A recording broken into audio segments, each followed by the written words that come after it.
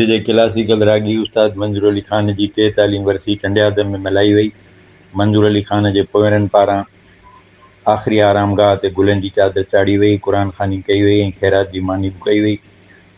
इन मौक़े ते नादिर अली ख़ान, सैयद उबैदुल्ला शाह, इमदाद राही, वफ़ा रज़ा, महताब अली, आशिक़ सांद, जानन सिंधी, तारिक अली जूणेजो, ज़ाहिद हुसैन मरी, अली रज़ा सांद, सागर ॾैरा, गुल हसन लाखो, अमानुल्लाह उन्नड़, दीदार हुसैन, ज़ाहिद मेमण, सैयद बाबू शाह, सैयद कासिम शाह, सिकंदर अली शेख, जूनियर मंजूर अली ख़ान, जूनियर वज़ीर अली ख़ान, निसार अहमद शेख, जूनियर अमीर अली ख़ान, इरफान अली, एहसान गोरी, मोहम्मदी फ़कीर ऐं ॿियनि शिरकत कई। ॿिए तरफ़ मेहराण हिस्टोरिकल सोसाइटी पारां एक तकरीब थी।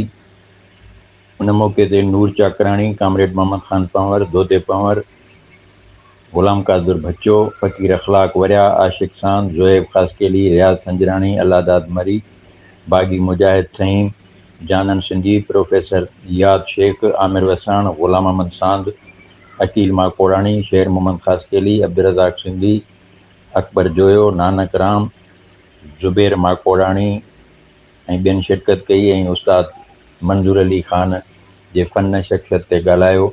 जॾहिं त राग रिहाण जी महफ़िल में उस्ताद मंजूर अली ख़ान जे शागिर्द दीन मोहम्मद दमसाज़, हिदायत गुलज़ार, शाहिद जुबार जूणेजे, हमीर अली ख़ान ऐं ॿियनि पंहिंजे फ़न जो मुज़ाहिरो करे दाद हासिलु कयो। वफ़ा रज़ा, इबरत न्यूज़, टंडो आदम।